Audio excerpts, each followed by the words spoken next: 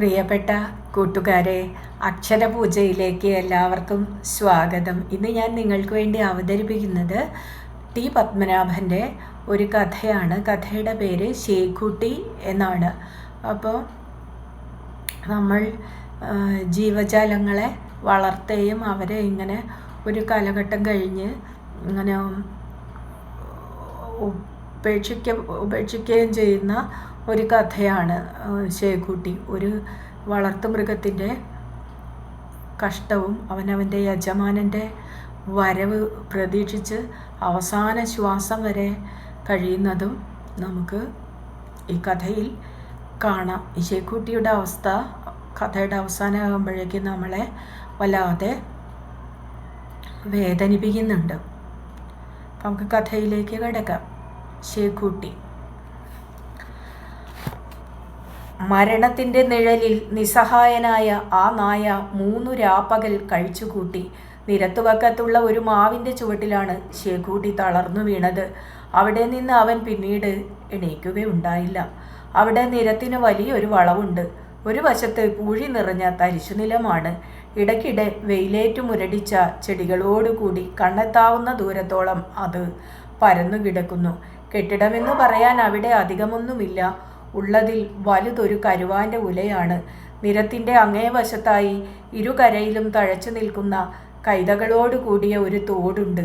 വർഷത്തിലെ പ്രാഭവം സ്വപ്നം കാണാനേ ആ തോടിന് ഇന്നും നിവൃത്തിയുള്ളൂ. ഒഴുക്കു നിലച്ച് വെള്ളം അവിടെവിടെയായി കെട്ടി നിൽക്കുന്നു.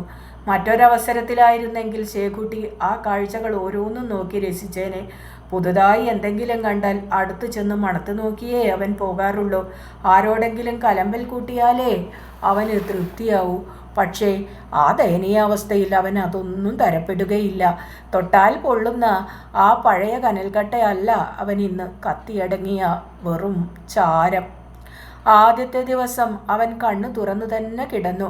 വഴി പോകുന്നവരെ ഒന്നും അവൻ ശ്രദ്ധിച്ചില്ല.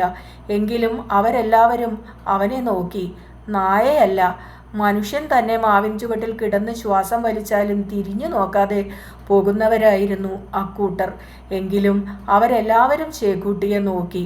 ചെമ്പിച്ച നിറത്തിൽ സാമാന്യത്തിലധികം വലിപ്പമുള്ള ഒരു കൂറ്റൻ നായ. കഴുത്തിൽ പട്ടയ്ക്കടുത്തായി 2 വലിയ മുറിവുകളുണ്ട്. പക്ഷെ അതൊന്നുമല്ല രസം. വായ തുറക്കാൻ സമ്മതിക്കാത്ത വിധത്തിൽ മൂക്കിന് മുകളിലായി കൊളുത്തോടു കൂടിയ വലിയൊരു ഇരുമ്പ് പട്ട. അതിന് ചെറിയൊരു ഇരുമ്പ് പൂട്ടും. കഴുത്തിലെ പട്ടയോട് 2 ചെറു തുടൽ കൊണ്ട് അത് ബന്ധിച്ചിരിക്കുന്നു. ആളുകൾക്ക് അത് പുതുമ നിറഞ്ഞ കാഴ്ചയായിരുന്നു.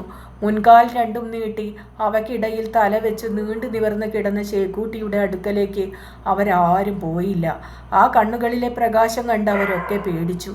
പക്ഷേ അത് 2 ദിവസം മുമ്പുള്ള കഥയാണ്. കണ്ണു തുറക്കാനുള്ള ശക്തി പോലും അവൻ ഇന്നില്ല.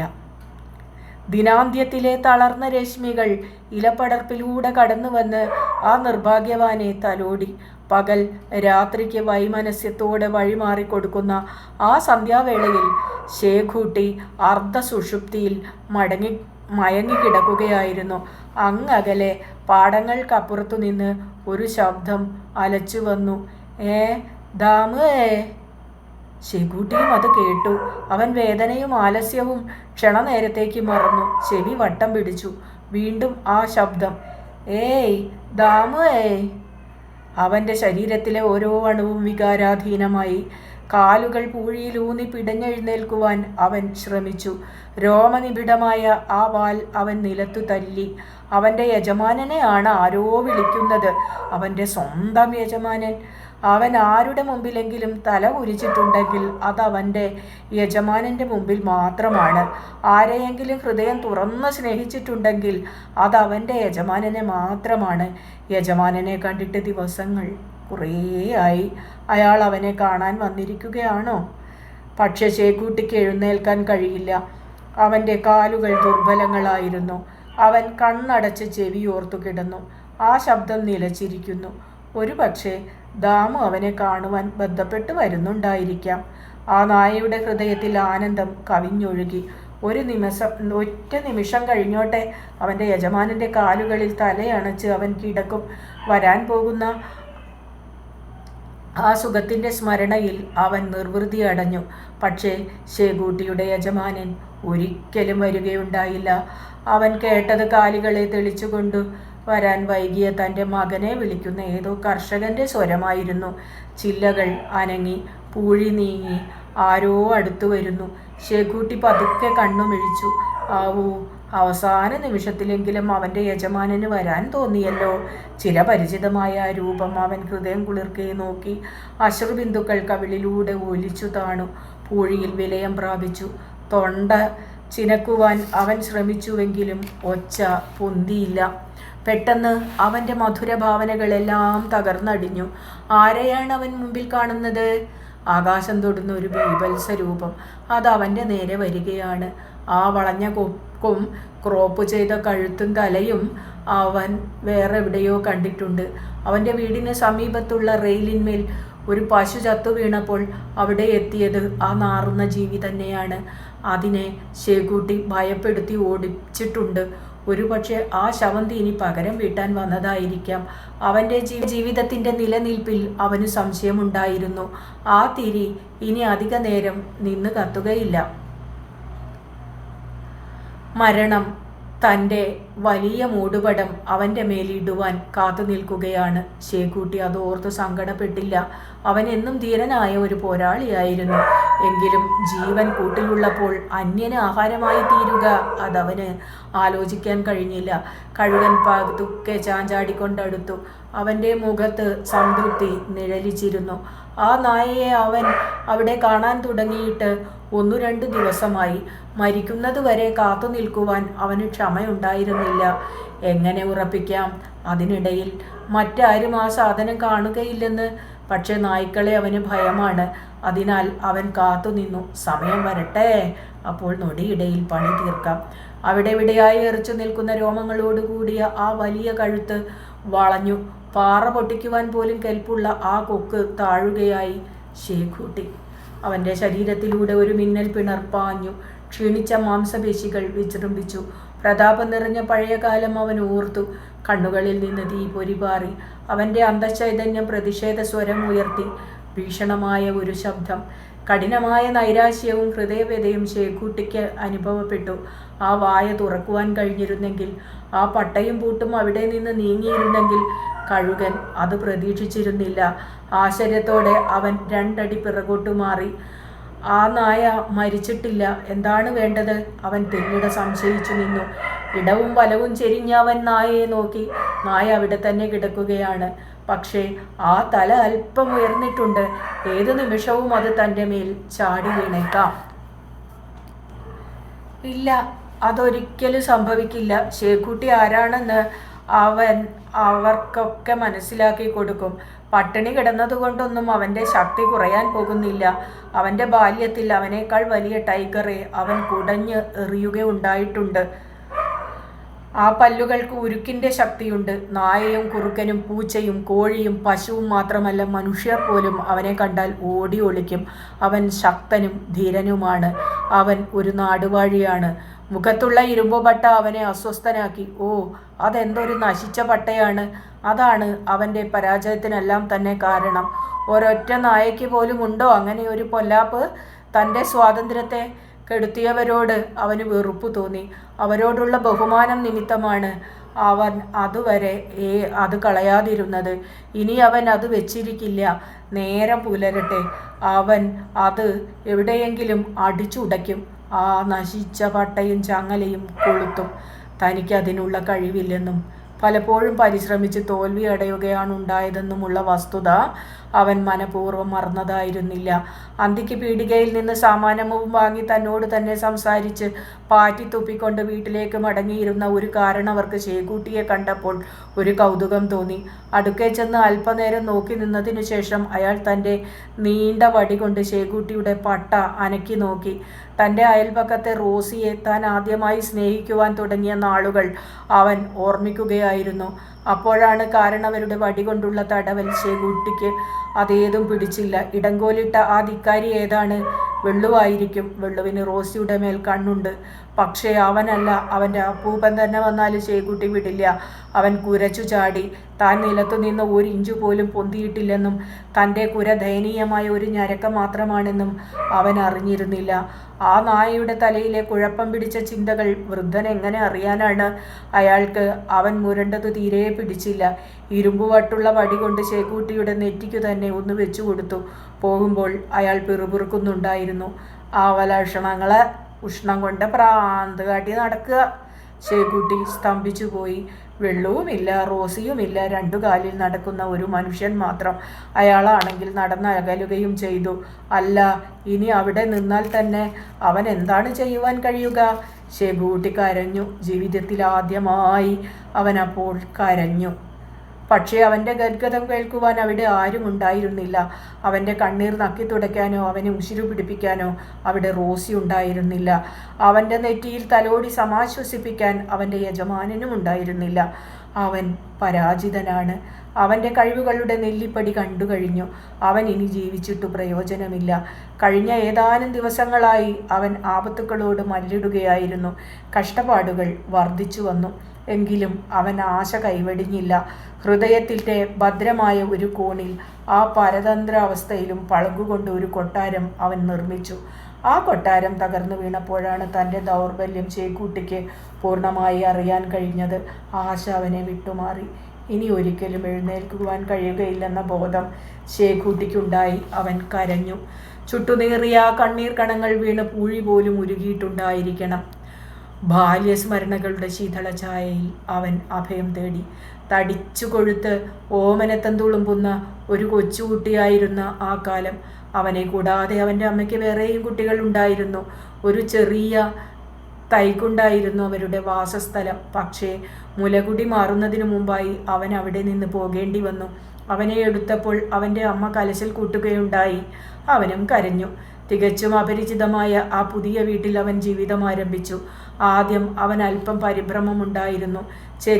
ചെറിയൊരു തൈക്കുണ്ടിൽ നിന്ന് വന്ന അവനെ കടലുപോലത്തെ ആ പറമ്പും ആകാശം തൊടുന്ന വീടും തുറിച്ചു നോക്കി. അവൻ്റെ പരുങ്ങൽ കണ്ട് അവിടെ ഉണ്ടായിരുന്നവരെല്ലാം ചിരിച്ചു. എങ്കിലും അവർ ദയയുള്ളവരായിരുന്നു. അവർ അവന് പാൽ കൊടുത്തു. അതിനൊരു ദുസ്വാദുണ്ടായിരുന്നു. അവൻ്റെ അമ്മയുടെ പാലായിരുന്നില്ല അത്. അവർ അവന് പേരിട്ടു ശേഖുട്ടി. ആ പേരിൽ അവിടെ അതിനു മുമ്പ് മറ്റൊരു നായയുണ്ടായിരുന്നു. അവിടെ എത്തി അധിക ദിവസം കഴിയുന്നതിന് മുമ്പായി തന്നെ ധൈര്യം പ്രകടിപ്പിക്കുവാൻ അവനൊരവസരം ലഭിക്കുകയുണ്ടായി. മുറ്റത്ത് തേങ്ങ ഉരിച്ചിട്ടതിൻ്റെ അരികിലായി അവൻ ചുരുണ്ടു കിടക്കുകയായിരുന്നു. മീൻകാരൻ മമ്മദ് അറിയാതെ അവൻ്റെ മേൽ കാൽ വെച്ചു. ഉണങ്ങിയ തേങ്ങമടലല്ല അതെന്ന് പിന്നീടാണ് മനസ്സിലായത്. ചോര വന്നപ്പോൾ എല്ലാവരും അവനെ അഭിനന്ദിച്ചു. നല്ല വാർക്കത്തുള്ള വിത്ത്. പക്ഷേ ആ അഭിനന്ദനം തുടർന്ന് അനുഭവിക്കാൻ അവന് കഴിഞ്ഞില്ല. വഴി പോകുന്നവരെയും വീട്ടിൽ വരുന്നവരെയും അവൻ ഭയപ്പെടുത്താൻ തുടങ്ങി. അവൻ്റെ എല്ലിന് മൂപ്പ് കൂടിയതോടെ അവനെക്കുറിച്ചുള്ള കേസുകളും വർദ്ധിച്ചു. ആകാശത്തിലെ പക്ഷികളെ പോലും അവൻ വെറുതെ വിടുന്നില്ല. നാട്ടുകാർക്കും വീട്ടുകാർക്കും ശേഖുട്ടി ഒരു പ്രശ്നമായി. അവൻ്റെ പരാക്രമങ്ങൾ അവർക്കൊക്കെ അധികപ്പറ്റായി തോന്നി. എല്ലാവരും ദാമുവിൻ്റെ നേരെയാണ് തിരിഞ്ഞത്. ഇറച്ചിയും മീനും കൊടുത്ത് അവനാണ് ആ നായയുടെ സ്വഭാവം വഷളാക്കിയത്. ദാമുവിൻ്റെ അച്ഛനും അവനോട് പറഞ്ഞു, ഇതിനെ എവിടെയെങ്കിലും കൊണ്ടുപോയി കളഞ്ഞുകളാ, സ്വല്ല തീരട്ടെ. വാസ്തവത്തിൽ അയാൾക്ക് ആ നായയെ ഇഷ്ടമായിരുന്നു. പക്ഷേ അവൻ ആരെയെങ്കിലും ചെന്നു കടിച്ചാൽ അയാളല്ലേ സമാധാനം പറയേണ്ടത്? സ്നേഹവും വിഷാദവും കലർന്ന സ്വരത്തിൽ ദാമു തന്നെ വിളിച്ച് ശാസിച്ചത് ശേഖുട്ടിക്ക് ഇന്നും നല്ല ഓർമ്മയുണ്ട്. അവനും അപ്പോൾ സങ്കടം തോന്നാതിരുന്നില്ല.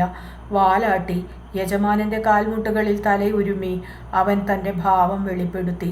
അവൻ ബുദ്ധിമാനായിരുന്നു. അനാവശ്യമായി ആരെയും ഉപദ്രവിക്കുകയില്ലെന്ന് ശേഖുട്ടി ശപഥം ചെയ്തു. അതിനുശേഷം മനുഷ്യരെ കണ്ടാൽ അവൻ മനഃപൂർവ്വം ഒഴിഞ്ഞുമാറാൻ തുടങ്ങി. അവൻ്റെ ശ്രദ്ധ മുഴുവൻ തന്നെപ്പോലുള്ള മറ്റു നായ്ക്കളിലായി. അവനേക്കാൾ വയസ്സുമൂപ്പുള്ള സുൽത്താന്മാരെ കൂടി ശേഖുട്ടി വിറപ്പിക്കുവാൻ തുടങ്ങി. കഠിനമായ ഒരു കൊടുങ്കാറ്റ് പോലെ ശേഖുട്ടി അവിടെ അലറിപ്പാഞ്ഞു. അവൻ ദിഗ്ജയത്തിന് പുറപ്പെട്ടതും ആ തിരക്കിലും 2 കാലിന്മേൽ നടക്കുന്നവരെ കണ്ടാൽ ഒഴിഞ്ഞുമാറാൻ അവൻ മറന്നിരുന്നില്ല. ശേഖുട്ടി ഒരു കൂട്ടുകാരിയെ തിരഞ്ഞെടുക്കുകയുണ്ടായില്ല. ഒരുവളെ അന്വേഷിച്ച് അങ്ങോട്ട് ചെല്ലുന്നത് കുറവാണെന്നായിരുന്നു അവൻ്റെ അഭിപ്രായം.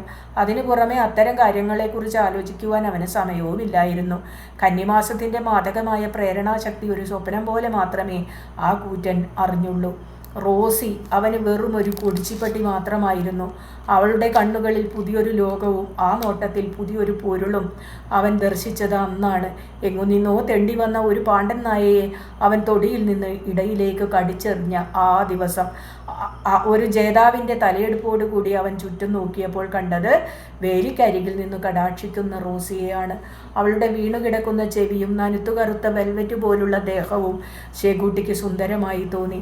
എങ്കിലും അവളെ ഗൗനിക്കാതെ വീട്ടിലേക്ക് മടങ്ങാൻ അവൻ നോക്കി. പക്ഷേ റോസിയുടെ കണ്ണുകൾക്ക് കാന്തശക്തിയുണ്ടായിരുന്നു. അവ അവനെ തടഞ്ഞു. ശേഖൂട്ടി വേലി ചാടിമറിഞ്ഞ് അവളുടെ അരികിലെത്തി. അവൻ്റെ ചോരയ്ക്ക് ചൂടുപിടിച്ചിരുന്നു. അവൻ അവളെ അവിടെയും ഇവിടെയും മണപ്പിച്ചും വട്ടം ചുറ്റാൻ തുടങ്ങി. അപ്പോൾ അവൾക്കുണ്ടായ നാണം, അവൻ്റെ മൂളലും ചീറ്റലും അവളെ കൂടുതൽ പരവശയാക്കി. അഗ്നിസാക്ഷിയായി പ്രതിജ്ഞ ചെയ്യുകയോ നിയമത്തിൻ്റെ കടലാസിൽ ഒപ്പിടുകയോ ഒന്നും ഉണ്ടായില്ലെങ്കിലും അവരിരുവരും അന്ന് ദമ്പതികളാകുക തന്നെ ചെയ്തു. ആ നിസ്സഹായ അവസ്ഥയിലും ശേഖൂട്ടി അവളെ ഓർത്ത് ആനന്ദമൂർച്ചയടയുകയാണ്. റോസി, അവളെ അവൻ എത്രമാത്രം സ്നേഹിച്ചിരുന്നില്ല. ഒരു നട്ടുച്ച നേരത്ത് റോസിയുടെ വീടിൻ്റെ വടക്ക് പുറത്തു നിന്ന് അവളുമായി ശേഖൂട്ടി സല്ലപിച്ചു കൊണ്ടിരുന്നത് അവിടുത്തെ ഗൃഹനാഥൻ കാണുകയുണ്ടായി. അയാൾക്കെന്തോ അതൊന്നും അത്ര പിടിക്കുകയുണ്ടായില്ല. ആ ധീരൻ അടുക്കളയുടെ വാതിൽ തുറന്ന് കീറിയിട്ട വിറകുകൊള്ളി കൊണ്ട് ഒരു ഏറു കൊടുത്തു. ശേഖൂട്ടിയുടെ മുതുകത്ത് ചെന്ന് വീഴുമെന്നായിരുന്നു അയാളുടെ പ്രതീക്ഷ. പക്ഷേ റോസിയുടെ കാലിന്മേലാണ് അത് ചെന്നു വീണത്. ആ കാൽ തൽക്കാലം ഒടിയുകയും ചെയ്തു. റോസി നിലവിളിക്കാൻ തുടങ്ങി. വിഷണ്ണനായ ഗൃഹനാഥൻ പുറത്തിറങ്ങി. മിണ്ടാതെ തൻ്റെ വീട്ടിലേക്ക് ഓടിപ്പോകുന്ന ശേഖൂട്ടിയെ നോക്കി പല്ലുകടിച്ചു. നിനക്ക് ഞാൻ വെച്ചിട്ടുണ്ട്. ദേഷ്യം വമിക്കുന്ന ആ നോട്ടത്തിൻ്റെ അർത്ഥം അതായിരുന്നു. അന്ന് ശേഖൂട്ടി ഒന്നും തന്നെ കഴിക്കുകയുണ്ടായില്ല. അവൻ ഒരിടത്തു ചെന്ന് അനങ്ങാതെ കിടന്നു. അവൻ ഒരു തീരുമാനത്തിലെത്തുകയായിരുന്നു. അവന് പകരം വീട്ടണം, മനുഷ്യജാതിയോട് മുഴുവൻ. നായ്ക്കെന്താ അന്നൊരു ഓർച്ച പിടിച്ച പോലെ? അടുക്കളയിൽ നിന്ന് സ്ത്രീകൾ അങ്ങനെ ചോദിക്കുന്നത് കേട്ട് അവൻ മന്ദഹസിച്ചു. എന്താണ് ചെയ്യേണ്ടതെന്ന് അവൻ നിശ്ചയിച്ചു കഴിഞ്ഞിരുന്നു. പിറ്റേന്ന് രാവിലെ ധാമു നടക്കാൻ ഇറങ്ങിയപ്പോൾ അവനും ഒന്നിച്ചിറങ്ങി. വയലിലെത്തിയപ്പോൾ അവൻ ആശ്വാസമായി. അവൻ അന്വേഷിച്ചിരുന്ന ആളുണ്ട് ആ വീതി കുറഞ്ഞ വരമ്പിലൂടെ അവർക്കെതിരായി വരുന്നു. അയാളുടെ മനസ്സിൽ തീപ്പൊരി പറന്നു.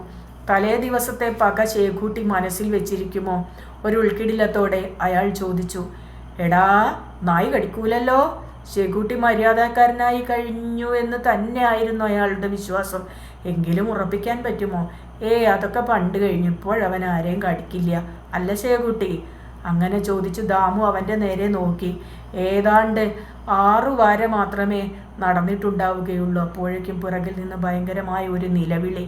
മണ്ണെടുത്ത ആ വലിയ തോട്ടിൽ വീണ് ആ സാധു മനുഷ്യനതാ പിടയ്ക്കുന്നു. ദാമു പകച്ചു നിന്നുപോയി. ശേഖൂട്ടിയും അയാളും ഒരു ജീവൻ മരണ സമരം നടത്തുകയാണ്. ആ പോരിൽ ജീവനും കൊണ്ട് അയാൾ രക്ഷപ്പെട്ടു.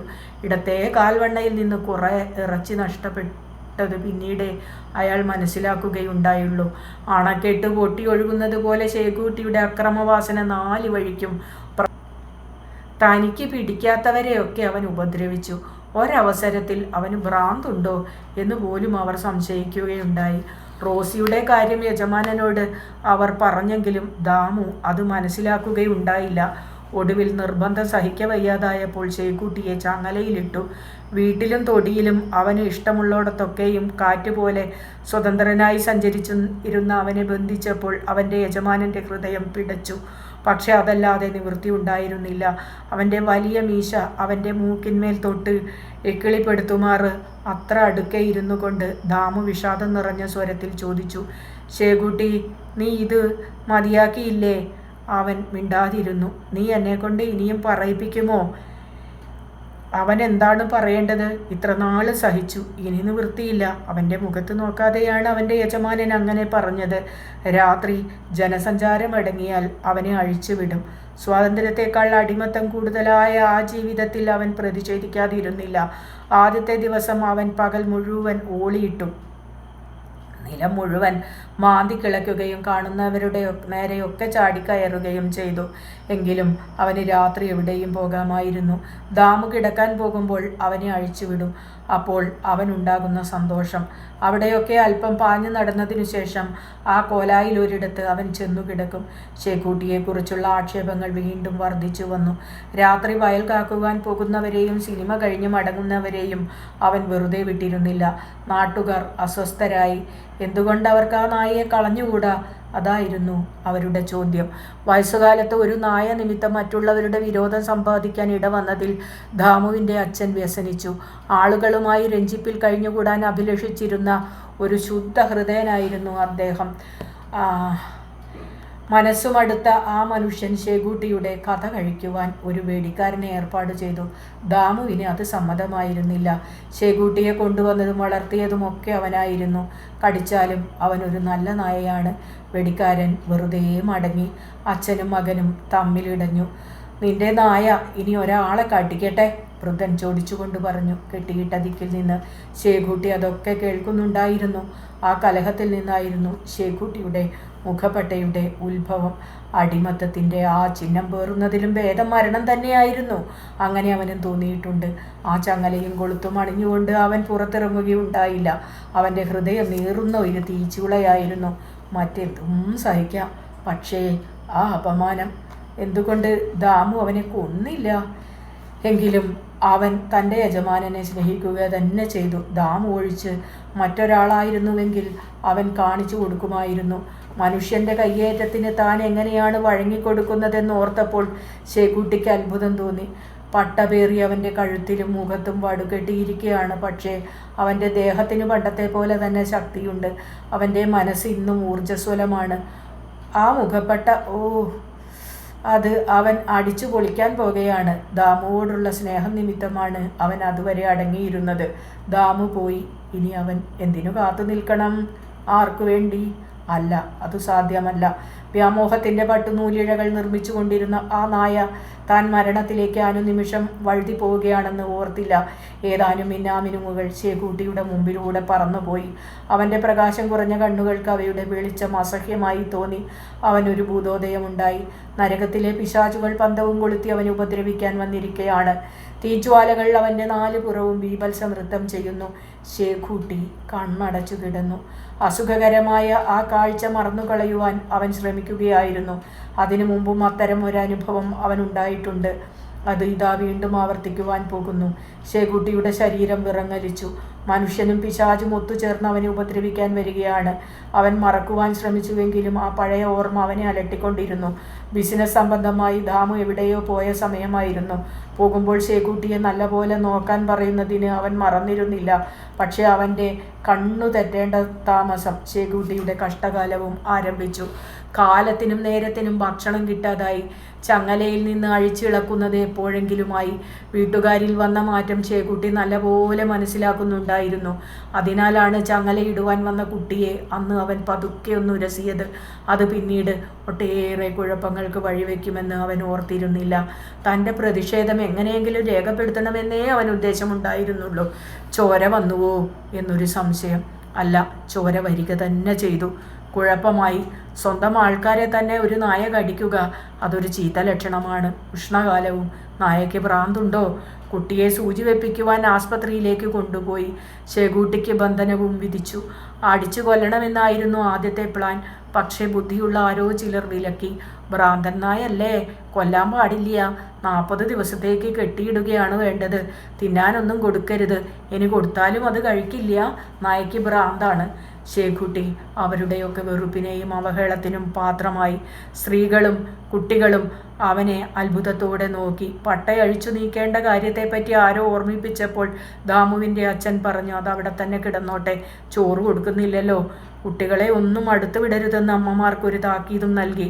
അയൽ വീടുകളിൽ നിന്ന് ആ ഭ്രാന്ത് പിടിച്ച പഴയ നാടുവാഴിയെ കാണുവാൻ ആളുകൾ വന്നു. ശേഖൂട്ടിക്ക് അവരോട് അനുകമ്പയാണ് തോന്നിയത്. ഈ മനുഷ്യർ ഇത്ര വിഡ്ഢികളാണോ? മൂർച്ചയുള്ള മൂളക്കഷ്ണം കൊണ്ട് ആരോ അവനെ കുത്തി മുറിവേൽപ്പിച്ചു. തിരിഞ്ഞു നോക്കിയപ്പോൾ അവൻ കണ്ടത് റോസിയുടെ യജമാനനെയാണ്. ശേഖൂട്ടിയുടെ ഹൃദയത്തിൽ വിദ്വേഷം പതച്ചു പൊങ്ങി. അവൻ്റെ കണ്ണുകൾ തീക്കനൽ പോലെ തിളങ്ങി. പക്ഷെ ഒരു നിമിഷ നേരം ആലോചിച്ചു നിന്നതിനു ശേഷം അവജ്ഞയോടെ ഒരു വശത്തേക്ക് മാറുകയാണ് ചെയ്തത്. ഒരു നേരിയ ഞരക്കം പോലും അവൻ പുറപ്പെടുവിച്ചില്ല. അതുകണ്ട് അവിടെ കൂടിയിരുന്നവരൊക്കെ പൊട്ടിച്ചിരിച്ചു. ചാവാളി. ഏതാനും ദിവസങ്ങൾക്ക് മുമ്പ് വരെ തന്നെ പേടിച്ച് പുറത്തിറങ്ങുവാൻ പോലും മടിച്ചിരുന്ന അവരുടെ അഭിപ്രായ പ്രകടനം കേട്ടപ്പോൾ ശേഖൂട്ടിക്ക് അവരോട് അനുകമ്പയാണ് തോന്നിയത്. അപ്പോഴും അവന് സംശയം ജനിച്ചു. ഈ മനുഷ്യർ ഇത്ര വിഡ്ഢികളാണോ? ദിവസങ്ങൾ നീങ്ങി. 1, 2, 3. കഠിനമായ വിശപ്പും ദാഹവും നാക്കുനീട്ടി ക്ഷീണം തീർക്കുവാൻ ആ പട്ട അനുവദിച്ചില്ല. അപമാനഭാരമാണെങ്കിൽ അതിലെല്ലാത്തിലും കൂടുതൽ ദുസ്സഹം. ഓരോ നിമിഷവും അവൻ അവൻ്റെ യജമാനനെ പ്രതീക്ഷിച്ചുകൊണ്ടിരുന്നു. അവൻ്റെ യജമാനന് മാത്രമേ അവനെ മനസ്സിലാക്കുവാൻ കഴിയുകയുള്ളൂ. പക്ഷേ ആ യജമാനൻ എത്തിച്ചേരുകയുണ്ടായില്ല. 3-ാമത്തെ ദിവസം രാത്രി അവന് ഉറക്കം വന്നില്ല. കിഴക്കേ വളപ്പിലെ കാവിൽ തിറയാണ്. അന്തരീക്ഷത്തെ വിറപ്പിക്കുന്ന കൊട്ടും പാട്ടും അവിടെ മുഴങ്ങിക്കൊണ്ടിരുന്നു. കതിനയും വാണവും പൂക്കുറ്റിയും ആകാശത്തെ വെളുപ്പിച്ചു. എങ്ങും പന്തങ്ങൾ, എങ്ങും വെളിച്ചം. ശേഖൂട്ടി പരിഭ്രമിച്ചു. പിശാചുക്കൾ അവനെ വിഴുങ്ങുവാൻ ആഞ്ഞടുക്കുകയാണ്. എങ്ങു നോക്കിയാലും തീ മാത്രം. നരകത്തിലെ പിശാചുകൾ പൊട്ടിച്ചിരിക്കുന്നു. അവയുടെ നാവുകളിൽ നിന്ന് തീച്ചുവാലകൾ നൃത്തം വയ്ക്കുന്നു. അവിടെ നിന്ന് ഓടി രക്ഷപ്പെട്ടില്ലെങ്കിൽ മരണം നിശ്ചയമാണ്. തീയിലിട്ട അനുഭവം തന്നെ അവനുണ്ടായി. കെട്ടിയ കുറ്റിക്ക് ചുറ്റും ഓടി അവൻ ഓളിയിട്ടു. പക്ഷേ ശബ്ദം പുറപ്പെടുകയുണ്ടായില്ല. അടി കൊണ്ടിട്ടെന്ന പോലെ അവൻ പുളഞ്ഞു. ശേഖൂട്ടി ശ്വാസമടക്കി നിന്നു. ചങ്ങല വലിയുകയായി. ഭയം നിമിത്തമായിരിക്കാം അവൻ്റെ ഓരോ രോമവും എറിച്ചു നിന്നു. ആ ചുമൽ വീർത്തു. കഴുത്ത് വില്ലുപോലെ വളഞ്ഞു. മുൻകാലുകൾ ശക്തിയോടെ നിലത്തൂന്നി. പിറകോട്ടൊരു കുതറൽ. അടിമത്തത്തിൻ്റെ കണ്ണിയറ്റു. അവൻ ഓടി. എങ്ങോട്ടെന്നില്ലാതെ കണ്ട വഴിയിലൂടെയൊക്കെ അവൻ ഓടി. അവൻ്റെ കാലുകൾക്ക് പുതുതായൊരു ശക്തി സിദ്ധിച്ചിരുന്നു. പിശാചുക്കൾ അവനെ അപ്പോഴും പിന്തുടരുന്നുണ്ടായിരുന്നു. മുള്ളുവേലി ചാടിക്കടന്നപ്പോൾ അവനെ മാന്തി. ഇരമ്പിപ്പായുന്ന തീവണ്ടിയിൽ നിന്ന് ജ്വലിക്കുന്ന കണ്ണുകളോടുകൂടിയ ഒരു പിശാച് അവൻ്റെ നേരെ ചാടി. ആ രാത്രി അങ്ങനെ എത്ര ദൂരം അവൻ പിന്നിട്ടിരിക്കണം. ഒടുവിൽ നിരത്തുവക്കത്തുള്ള ആ മാവിൻ ചുവട്ടിൽ അവൻ തളർന്നു വീണു. പിശാചുക്കൾ അവനെ ഇനിയും വിട്ടിട്ടില്ല. തിളങ്ങുന്ന അനേകം ചെറിയ കണ്ണുകളോടെ അവ അവനെ തിരയാൻ പുറപ്പെട്ടിരിക്കുകയാണ്. തണുപ്പുള്ള ആ രാത്രിയിൽ ചന്ദ്രലേഖ പടിഞ്ഞാറൻ മാനത്തിൻ്റെ താഴ്വരയിൽ വിശ്രമം തേടുവാൻ ഭാവിക്കുമ്പോൾ കഠിനമായ ദാഹം നിമിത്തം ശേഖൂട്ടി എരിപൊരി സഞ്ചാരം കൊള്ളുകയായിരുന്നു. ജീവികൾക്കെല്ലാം അനുഭവപ്പെടുന്ന ഭയങ്കരമായ അന്തർദാഹം അവനെയും ബാധിച്ചു. എത്ര ദിവസമായി അവൻ അന്നവും വെള്ളവും കണ്ടിട്ട്. അവൻ്റെ വാരിയെല്ലുകൾ പൊന്തുകയും താഴുകയും ചെയ്തുകൊണ്ടിരുന്നു. ശ്വാസത്തിൻ്റെ ഗതിവേഗം കൂടി. വായിൽ നിന്ന് നുരയും പതയും ഇരുമ്പുപട്ടയെ നനച്ചുകൊണ്ട് പുറത്തേക്ക് ഒഴുകി. തോട്ടിലെ ചെളിവെള്ളം നിലാവിൽ വെട്ടിത്തിളങ്ങി. ശേഖൂട്ടി ഒരു പക്ഷേ അത് കണ്ടിരിക്കണം. മുന്നോട്ട് ഇഴയുവാൻ അന്ധകരണം അവനെ പ്രേരിപ്പിച്ചു. പക്ഷേ അവൻ കിടന്ന കിടപ്പിൽ നിന്ന് അനങ്ങിയില്ല. പുലർക്കാലത്ത് ശീതക്കാറ്റ് വീശാൻ തുടങ്ങിയപ്പോൾ അവൻ മയങ്ങിക്കിടക്കുകയായിരുന്നു. റോസിയുമായി സല്ലപിക്കുന്നതും വെള്ളുവെ ഭയപ്പെടുത്തി ഓടിക്കുന്നതും അവൻ സ്വപ്നം കണ്ടു. കിഴക്ക് വെള്ള വീശി സർവ്വചരാചരങ്ങളെയും തഴുകി താലോലിക്കുവാൻ കർമ്മസാക്ഷി എഴുന്നള്ളുകയായി. ചിറകുകൾ കുടഞ്ഞൊതുക്കി കഴുകൻ തയ്യാറായി നിന്നു. ഒറ്റക്കുതി കൊണ്ട് അവൻ ആ നായയുടെ അടുക്കലെത്താൻ കഴിയും. സ്വതവേ ബീഭത്സമായ ആ മുഖം സന്തോഷം നിമിത്തം കൂടുതൽ വികൃതമായി. ശേഖൂട്ടി അപ്പോഴും കിനാവ് കാണുകയായിരുന്നു. കൊക്കും നഖവും ആദ്യമായി ശരീരത്തിൽ പതിഞ്ഞപ്പോൾ ദാമു വന്ന് വിളിക്കുകയാണെന്ന് അവന് മനസ്സിലായി. സന്തോഷത്തിൻ്റെ അശ്രുകണങ്ങൾ അവൻ്റെ കൺപോളകളെ നനച്ചു. വൈകിയെങ്കിലും അദ്ദേഹം വന്നു ചേർന്നുവല്ലോ. വ്യാമോഹത്തിൻ്റെ ആ നീർക്കുമിളകൾ പൊട്ടാതിരുന്നെങ്കിൽ.